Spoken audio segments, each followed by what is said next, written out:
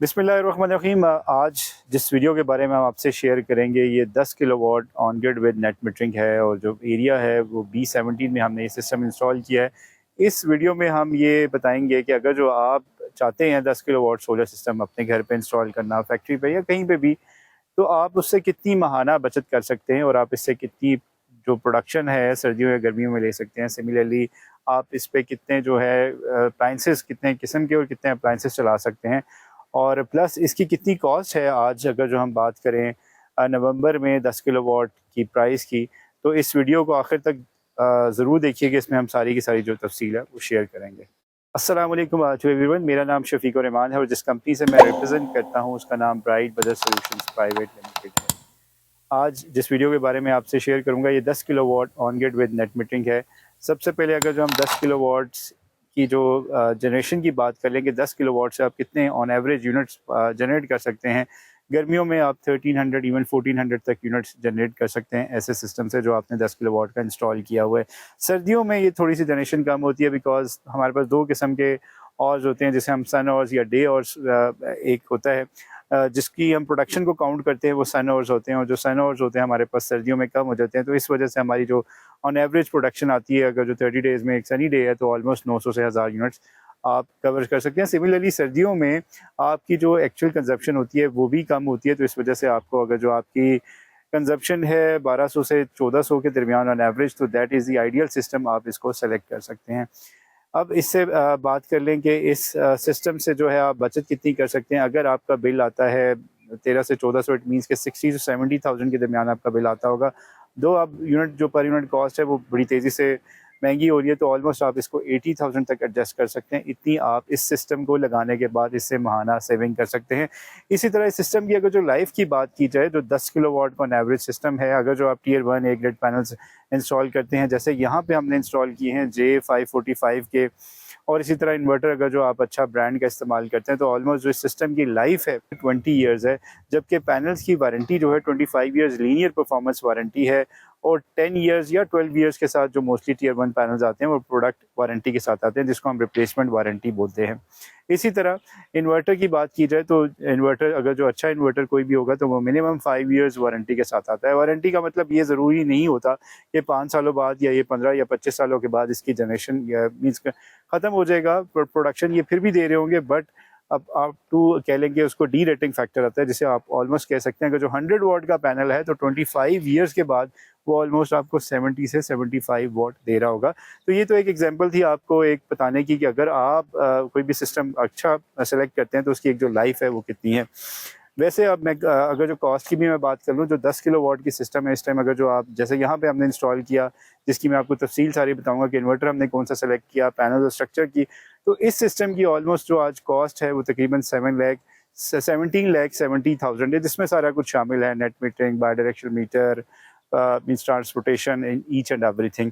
अब चलते हैं इस सिस्टम की जानिब, डिटेल्स की जानिब। तो यहाँ पे जो हमने सोलर पैनल्स इंस्टॉल किए हैं वो 545 वाट जे मोनोपर्क के इस्तेमाल किए हैं। यहाँ पे मैं आपको बता दूं कि आपने देखा होगा हमारी वीडियोस में हम लॉन्ची भी पैनल्स यूज़ करते हैं, जिनको भी यूज़ करते हैं, कैनेडियन भी यूज़ करते हैं, ट्विना भी यूज़ करते हैं, और अब आज हमने जे यहाँ पे इस्तेमाल किया। तो आप पूछ सकते हैं कि ये क्या वजह है कि आप डिफरेंट पैनल्स क्यों इस्तेमाल करते हैं। देखें, मैं अपनी प्रीवियस वीडियोज़ में भी आपको एक्सप्लेन कर चुका हूँ कि टॉप 5 कंपनीज जो वर्ल्ड रिनाउंड कंपनीज है, जिसमें लॉन्ची है, ट्रिना है, जे है, जिनको है, कैनेडियन है, these all companies are equal and good। इनमें same monoperc half cut cells हैं, 144 सेल्स हैं, और पैनल्स का भी मैं बता चुका हूँ कि क्या वजह है कि हम 550 या 545 वोट से ज़्यादा पैनल्स नहीं लगाते। उसकी एक मज़ीद मैंने तफसील से वीडियो बनाई है कि why we do not recommend 600 और 600 plus watt on roof top side specially. अब इन्वर्टर की यहाँ पे बात कर लें तो इन्वर्टर जो हमने इंस्टॉल किया है वो गुडवी का G2+ इस्तेमाल किया। इससे पहले जो हम इन्वर्टर्स गुडवी के यूज़ कर रहे थे वो G2 के साथ थे। G2+ की बात की जाए तो इसमें उन्होंने काफ़ी कुछ फीचर्स इन्हांस किए हैं एज़ कम्पेयर टू जो प्रीवियस सीरीज थी G2। इसमें एक तो इन्वर्टर का जो साइज़ है वो काफ़ी बड़ा है, और जैसे कि आप वीडियो में देख रहे होंगे, पुराना अगर जो G2 देखें तो उसका साइज़ काफ़ी कॉम्पैक्ट था। प्लस इसमें इन्होंने जो एडिशनल फीचर्स किए हैं, सेफ्टी फीचर्स मोर इनेबल कर दी हैं, टाइप 2 बिल्ट इन एसपीडीज़ हैं। सिमिलरली इसके जो एम्प्स है वो 18 से 19 एम्पेयर तक भी अब आप पैनल इसमें लगा सकते हैं, जिसमें आप ट्रिना का 650 या 670 या 680 का पैनल भी इंस्टॉल कर सकते हैं। ट्रिना और और बाकी पैनल्स में सिर्फ फ़र्क ये है, जो ट्रिना के पैनल्स हैं वो हाई एम्पेयर हैं और लो वोल्टेज है, जबकि जो बाकी टेक्नोलॉजी है जिसमें कैनेडियन, जिनको जे और जो लॉन्जी है, इनके वोल्टेजेस हाई है और जो आपके एम्प्स हैं वो ज़्यादा है। तो इसी वजह से इसके अकॉर्डिंगली आपने सिस्टम को इन्वर्टर की सिलेक्शन करनी होती है। तो यहाँ पे जो हमने इन्वर्टर यूज़ किया वो जैसे बताया G2+ है, उसके मैंने फीचर्स ऑलरेडी एक्सप्लेन कर चुका हूँ। इस इन्वर्टर में भी जो बिल्ट इन वाईफाई आती है डोंगल, उसके फ़ायदा ये है कि आप 24/7 किसी भी टाइम आप चाहते हैं कि आपने दिन में कितनी प्रोडक्शन की, आप अपने मोबाइल पे सैम्स पोर्टल की मदद के थ्रू ये देख सकते हैं कि आपने कितनी प्रोडक्शन की। सिमिलरली अगर आप ये भी चाहते हैं कि आप अपना प्रोडक्शन वर्सेस कंजप्शन का एनालिसिस करें तो ये ऐप आपको वो भी फीचर देती है, लेकिन उसके लिए आपको एक्सपोर्ट डिवाइस या जिसे हम ज़ीरो एक्सपोर्ट भी बोलते हैं या एनर्जी मीटर भी बोलते हैं वो इंस्टॉल करना पड़ेगा। उसके थ्रू की मदद लगाने के बाद आप जनरेशन और बेसिकली कंजप्शन का जो है एक प्रॉपर एनालिसिस कर सकते हैं। खैर ये तो फीचर्स थे, 24/7 आप इस इन्वर्टर से देख सकते हैं। और इस इन्वर्टर की जो एफिशिएंसी की बात की, अप टू 98% इसका जो एम्पीपीटी है, हमने यहाँ पे जो डिज़ाइन किया है, अगर जो आप देखें तो हमने दो स्ट्रक्चर का यहाँ पे यूज़ किया। उसकी वजह थी कि इनकी दो ममटी थी और फ्यूचर में ये चाह रहे थे इसकी एक्सपेंशन अप टू 18 किलोवाट, तो उसको मद्देनजर रखते हुए हमने दोनों ममटीज़ को सेपरेटली यहाँ पे इंस्टॉल किया। यहाँ जिस साइड पे मैं खड़ा हूँ यहाँ पे 10 पैनल J545 हैं। सिमिलरली बैक साइड पे हमने J9 पैनल्स इंस्टॉल किए हैं और बीच में एक स्पेस भी छोड़ी है। और इस स्ट्रक्चर को लगाने का फ़ायदा ये है कि ये इतना हाइट पे नहीं है, तो आसानी से ये पैनल्स वॉश भी कर सकते हैं। दूसरा ममटी पे है, जो इनकी सारी की सारी स्पेस है छत की वो खाली रहेगी और अगर जो कोई एक्टिविटी परफॉर्म करना चाहते हैं तो इजीली कर सकते हैं। सिमिलरली फ्यूचर में हमने जो डिज़ाइन किया इस लिहाज से कि इसको एक्सपेंशन किया जाए।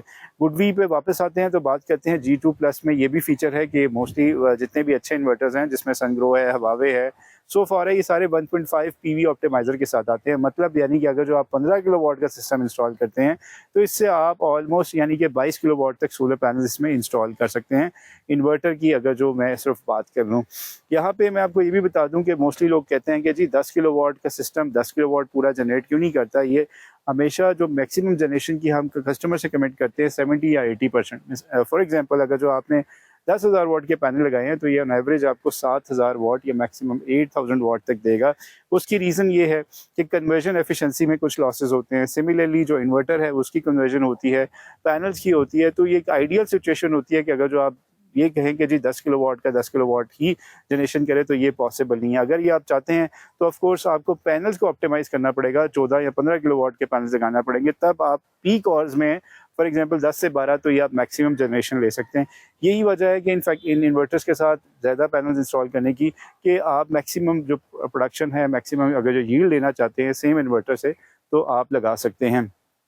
अब बात कर लें कि ऑन एवरेज आपको ये जो जनरेशन कितनी दे देता है 10 किलोवाट, जैसे मैंने बताया कि ये आपको 1300 से 1400 गर्मियों में दे देता है और ऑन एवरेज अगर समर में विंटर में बात की जाए तो 900 से 1000 यूनिट दे सकता है। अगर जो हम यहाँ पे स्ट्रक्चर की बात की जाए तो स्ट्रक्चर हमने यहाँ पे एलिवेटेड इस्तेमाल किया है। एलिवेटेड का मैं पहले भी बता चुका हूँ, रीज़न ये है कि छत को हम सेव करना चाहते थे इस वजह से। दूसरा ये स्ट्रक्चर मजबूत होता है। हमारी जो कोशिश होती है गार्डर्स का इस्तेमाल करें, सी चैनल हम 10 गेट में यूज़ करें, panels to panels at least 2 inch का स्पेस दें ताकि इजीली हवा जो है क्रॉस कर दे। दूसरा ये पैनल्स की जो फ्रेम्स है एलुमिनियम की, अगर जो आप इनको इकट्ठा कर देते हैं तो ये एक प्रॉपर्टी होती है किसी भी आयरन या एलुमिनियम की कि वो एक्सपैंड होता है गर्मी में, तो उस वजह से पैनल्स की जो है वो क्रैक्स आ सकते हैं और पैनल डैमेज हो सकता है। इसी तरह केबल की बात की जाए तो हमने यहाँ पे 6 mm tin coated double PVC इस्तेमाल की है। और सेफ्टी की बात की जाए, दो जैसे मैंने आपको प्रीवियस बताया था कि बिल्ट इन इसमें सारे प्रोटेक्शंस हैं, टाइप 2 SPDs हैं दोनों साइड पे AC, लेकिन इसके बावजूद हमने DC ब्रेकर भी इंस्टॉल किया, उसके साथ DC SPD भी है 2 पोल और साथ AC ब्रेकर 4 पोल भी यूज़ किया जो 3 फेज़ के लिए, और सिमिलरली 4 पोल SPD है। मेक श्योर करते हैं कि हमारी जो कोशिश है ब्राइट ब्रदर्स की कि वो क्वालिटी पे फोकस करें ताकि लॉन्ग टर्म के लिए कस्टमर को प्रॉब्लम ना आए। अगर जो ये आप थोड़ी सी कॉस्ट एडिशनल लगा देते हैं। सिमिलरली डिस्ट्रीब्यूशन बॉक्स हमने यहाँ जो customize bright brothers solutions private limited का है वो हमने यहाँ पे इंस्टॉल किया है।